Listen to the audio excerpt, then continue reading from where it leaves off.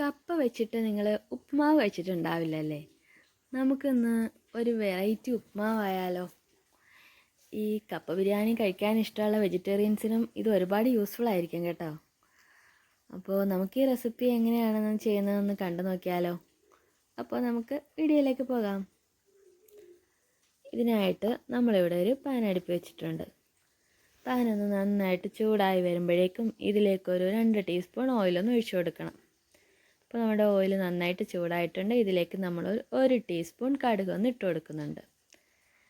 ഇനി ഈ കടുക് എണ്ണയിൽ കിടന്ന് നന്നായിട്ടൊന്ന് പൊട്ടി വരണം.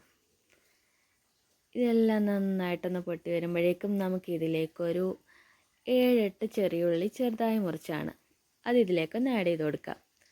ഇനി ചെറിയ ഉള്ളി നന്നായിട്ടൊന്ന് മൂത്ത് വരട്ടെ. അപ്പോഴേക്കും നമുക്കിതിലേക്കൊരു 3 ടീസ്പൂൺ ഉഴുന്ന് പരിപ്പൊന്ന് ഇട്ട് കൊടുക്കണം. ഉഴുന്ന് പരിപ്പ് കുറച്ച് കൂടുതൽ ഇട്ടാലേ നമുക്കിതിനൊരു ടേസ്റ്റ് ഉണ്ടാവുള്ളൂ കേട്ടോ. ഇതിലേക്ക് നമ്മൾ ആവശ്യത്തിന് കറിവേപ്പിലയും കൂടി ആഡ് ചെയ്യുന്നുണ്ട്. കറിവേപ്പിലയൊക്കെ നിങ്ങളുടെ ഇഷ്ടം അനുസരിച്ച് ആഡ് ചെയ്യാം കേട്ടോ.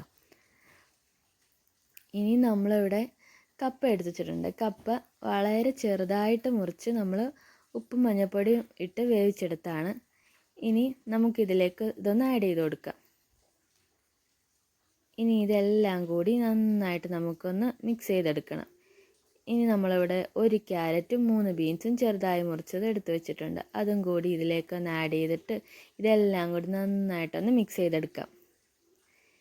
ക്യാരറ്റ് നേരത്തെ കുക്ക് ചെയ്യേണ്ട ആവശ്യമില്ല കേട്ടോ. നമ്മൾ ചെറുതായിട്ട് അരിഞ്ഞിരിക്കുന്നതുകൊണ്ട് ഈ ചെറിയ ചൂടിൽ കിടന്ന് ഒരു ഹാഫ് കുക്കായാൽ മതി. എന്നാലേ അതിനൊരു ടേസ്റ്റ് കിട്ടുള്ളൂ.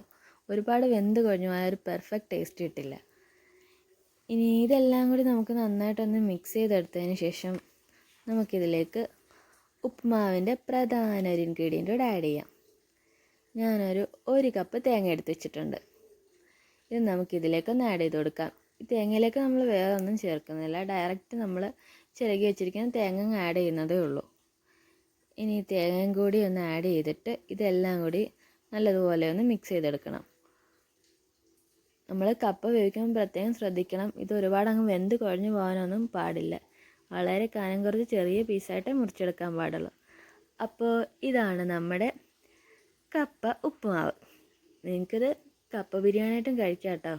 വെജിറ്റേറിയൻ സ്പെഷ്യൽ ഐറ്റമായിട്ട് നമുക്കിത് യൂസ് ചെയ്യാം. അപ്പോൾ നിങ്ങൾക്ക് ഈ വീഡിയോ ഇഷ്ടമായോ? ഇഷ്ടമായെങ്കിലേ ഒന്ന് ലൈക്ക് ചെയ്ത് ഷെയർ ചെയ്ത് സബ്സ്ക്രൈബ് ചെയ്തേക്കണേ. ആ ബെല്ലൈക്കൺ അടിക്കാൻ മറക്കണ്ട കേട്ടോ. അപ്പോൾ മറ്റൊരു റെസിപ്പിയുമായി നമുക്ക് വീണ്ടും കാണാം. അതുവരെ ടാറ്റാ, ബൈ ബൈ.